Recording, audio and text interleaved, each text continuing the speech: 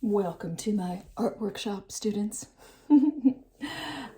Today I am going to show you how to make a refrigerator magnet using sandpaper right here, and it's pretty rough grit. That means it's rough. And mat board.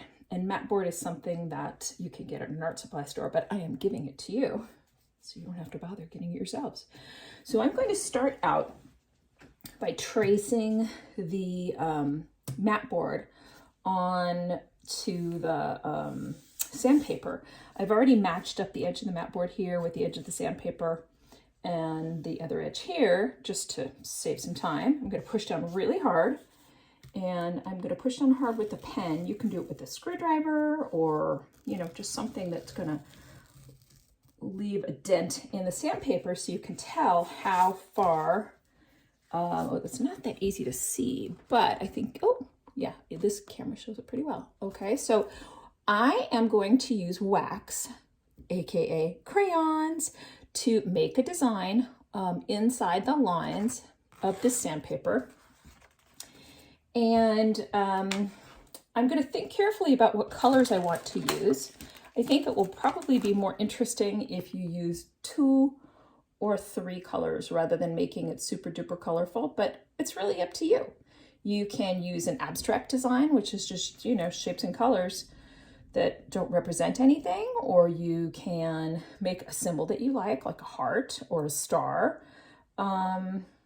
Just keep in mind when you're coloring with crayons on sandpaper, it's going to be a little bit hard to get really exact shapes, and they might wind up looking like colorful blobs. So don't try and make anything too small. You know, don't draw 6 stick figures, stick people that represent your family, because probably it will not look like 6 stick figures. So ultimately, we are going to color super hard, and I'll demonstrate that in a second, all over this part of the sandpaper. And then you will bring it back to class, and I will use my iron. What I'm going to do is put the part on which you colored on top of this mat board, and I will, get it all lined up. I'm going to put a towel over it, and then I'm going to use an iron. And guess what that hot iron will do? What will it melt? Yes, it will melt the crayon. So if you've put enough crayon onto that sandpaper, then that crayon will come off on the mat board. And we will finish it up by putting a magnet on the back, and you will have a nice refrigerator magnet to give to your grown-up that takes care of you, maybe your mom, maybe your aunt, or your grandma, whoever it is that is the female caregiver in your life that you appreciate. You are welcome to put a message on the back.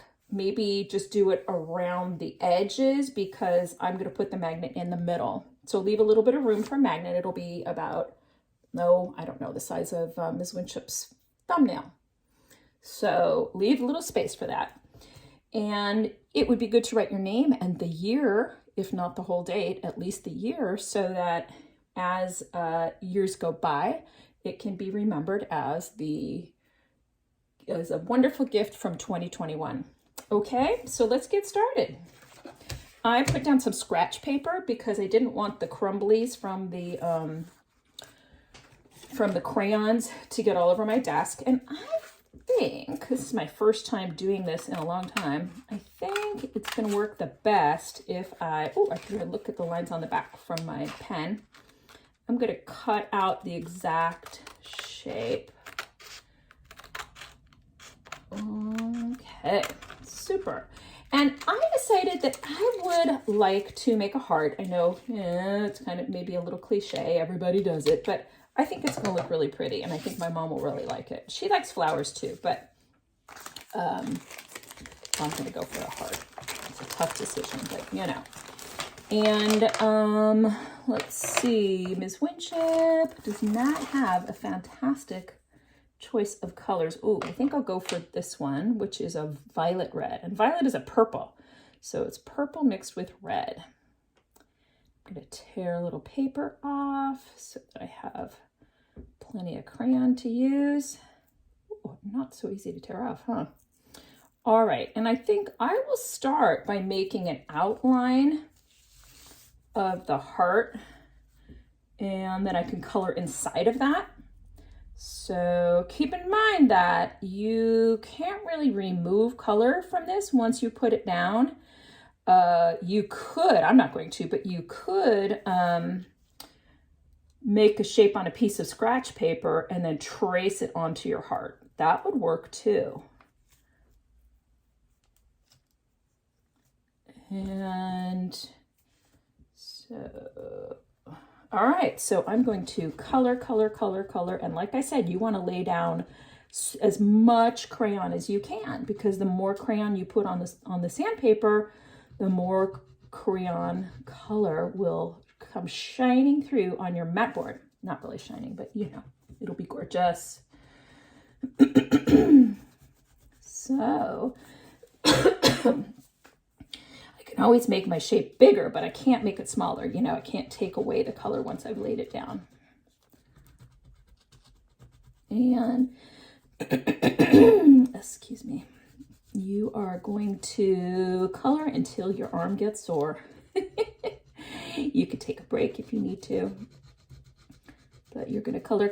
And right now I see, I see some bits. Check it out. See how there are some little spots where I have color down where it's not colored? That's not acceptable. So even though it's mostly colored, I'm going to keep on coloring till I can't get any more down in that space. Now, I think what I will do, my dear students, is keep on going so you don't have to watch me just color. I'm going to pick a second color.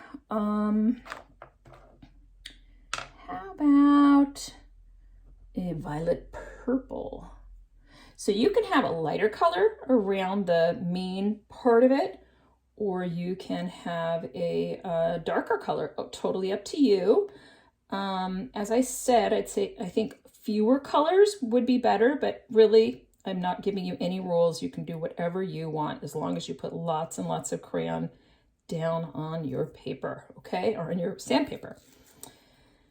Okay, so I am going to start with the hardest part, which is going around my heart. You know, it just strikes me that something that could be cool is if we do like expanding rings around this heart. That'd be neat. You know how when you're doing an art project you get ideas? I think that's kind of a cool idea. Now the trick here is to color carefully. Well, I don't know what I was going to say, so that your colors aren't smushed together, but maybe that wouldn't be such a bad thing.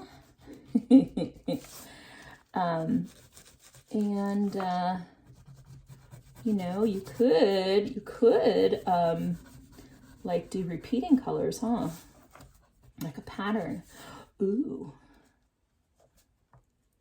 All right, so this is what I have so far. And, you know, so obviously I didn't finish this because I wanted to save time, but I could include maybe a white around here and then red and then purple. That might be really cool. I think that's what I might go for. So meaning, oh wait, do I have a white? No, I don't.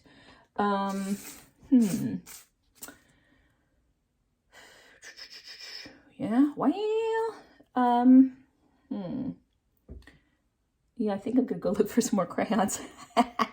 So anyhow, you get the idea, right? So you're going to cover all of this. If you don't cover all of it, then you will just wind up with white spaces on the mat board. So I'm gonna, your mat board has two sides, and I'm gonna use the white side, unless you ask me to do something different. And so please make sure that you have your name on your mat board, please. And you're going to put everything back into the bag in which I gave this to you, and make sure your name is on the bag. That way I can get materials to the right person by Friday. I'm going to aim for Thursday though, okay? So the rule here is don't use too many colors, 2, 3, maybe 4. But really, ultimately, you could do what you want, but I'm recommending that. And put lots and lots and lots of color down because the color can't go onto the mat board if it's not there, okay? And have fun with it. But really, get a plan going.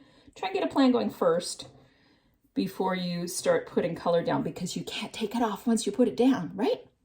All right, have fun, and please bring this to me by Tuesday so that I have time to iron and put magnets on. Okay, let me know if you have questions. You can put a message in the stream. That way maybe other people who have the same question can ask. All right, have fun. Bye.